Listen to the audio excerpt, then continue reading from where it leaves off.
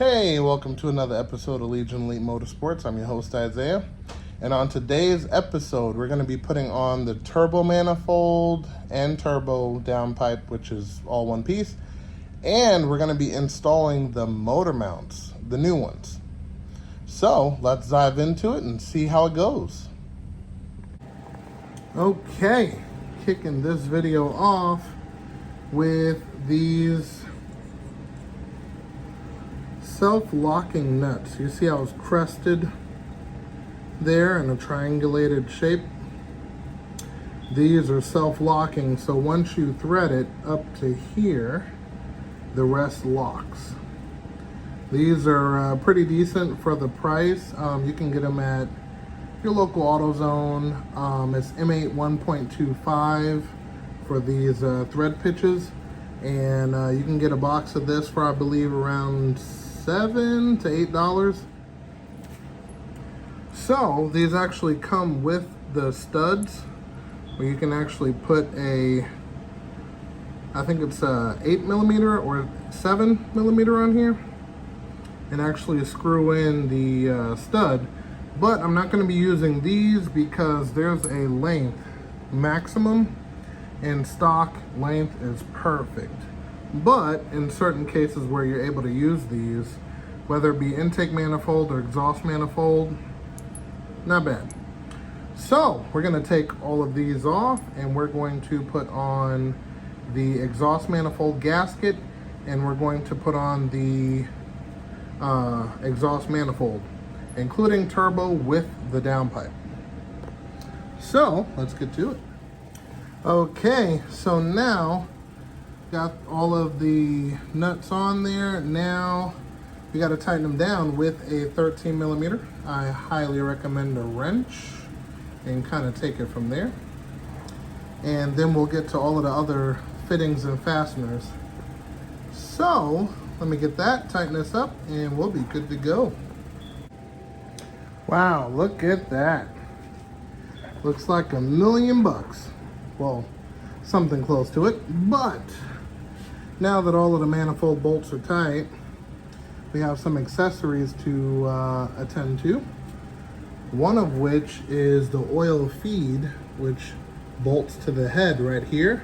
And you have to make sure you have a copper washer there and on the inside, which I do have in the bag. This hose is your water inlet or outlet, and that goes to the thermostat housing, which is not on there yet. We have to get a gasket for that, and then that'll be on there shortly.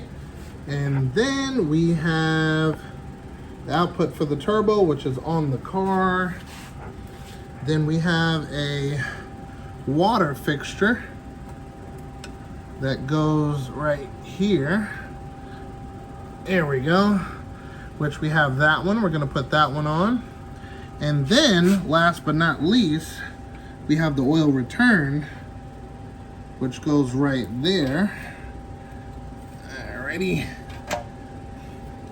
Just like that.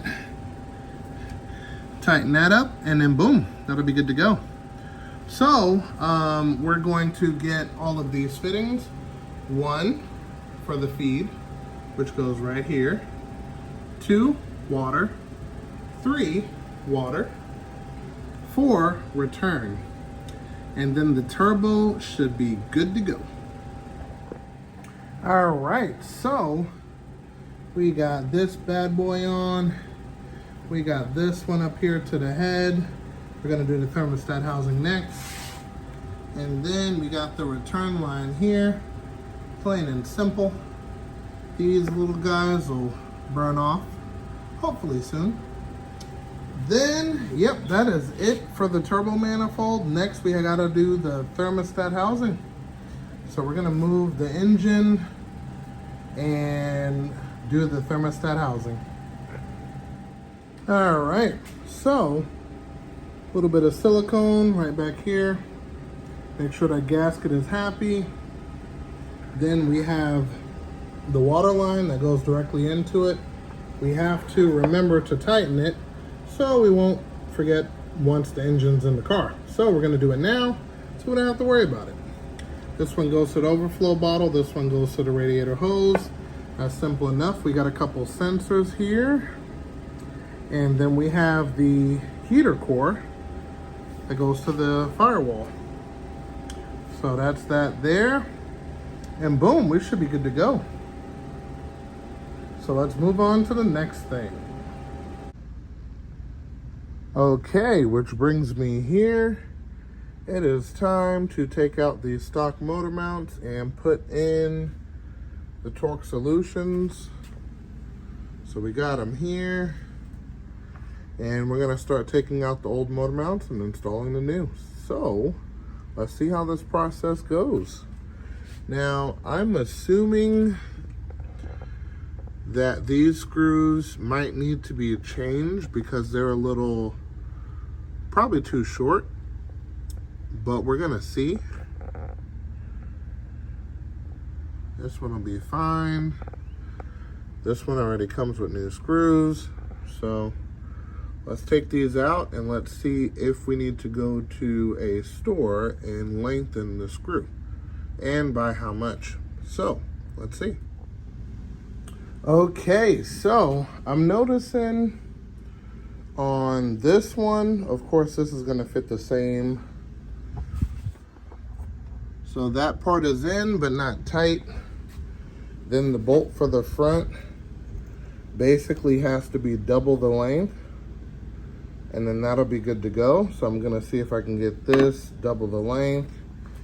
Then on the rear motor mount, as you can see, it's pretty thin metal versus the thick boy. So we're definitely gonna need to double the length on this one too.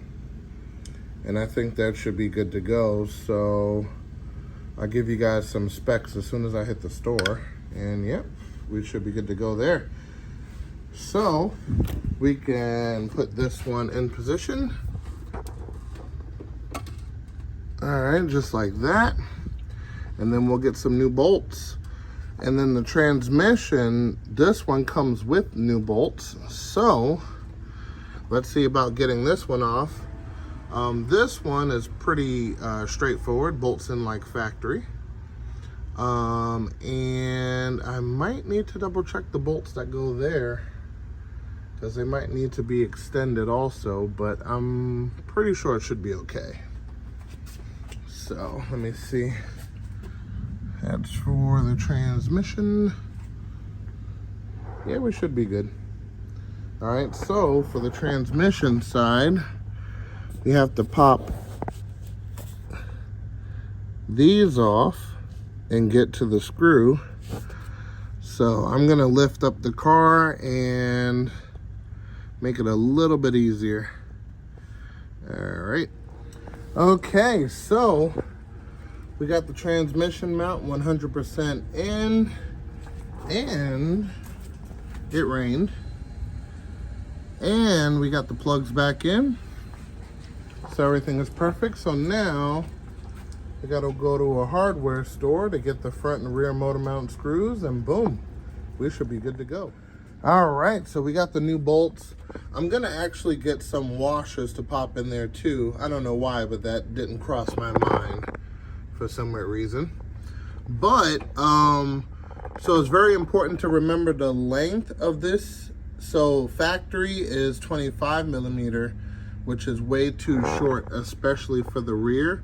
So the front, you can kinda get away with a slightly longer one, but no motor mount do you want it hanging on by just a couple threads.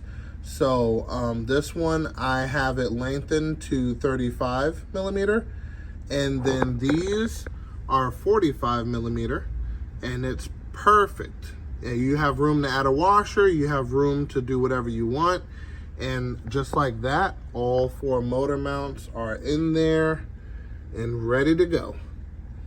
All right, so let's move on to the next thing. And we've just got in a new package. Let's check it out. All right, so here we have a steel braided, let's take a look at this up close. Steel braided blue line to match the cam gears and all of that other good stuff. But this line is actually for the clutch. Okay, so we got brand new clutch line, and it comes with all of the fittings. See that there, and then this piece here. So that is going to replace, let's pop open the hood and take a peek. That is going to replace this here up. Okay, so that is going to replace this line right here. Goes all the way across under here, all the way over here, and right to here. Okay, so this line actually goes all the way to the slave cylinder. So this metal, sometimes a line that may bend, or you'd have to bend it, or it'll spring a leak, or whatever the case may be. Look at this.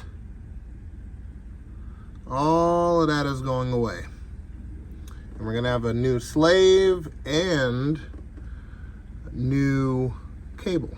So that's perfect. So we're gonna get rid of this thing and pop in the new one. So we'll definitely dab into that a little bit later, but I'm gonna have to disconnect the line there, take the whole line out, and run the new one when the new slave comes in. So we're gonna wait on that, but when a new slave comes in, we're definitely gonna pop that bad boy in.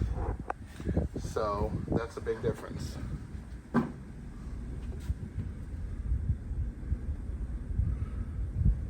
All right. And with that, we're gonna call it an episode there. I hope you guys enjoyed. If this is the type of content you enjoy, definitely consider subscribing if you haven't already, and hitting that bell icon for updated notifications, and also giving me a thumbs up right over there. But until then, remember guys, knowledge is power, and I will see you next time.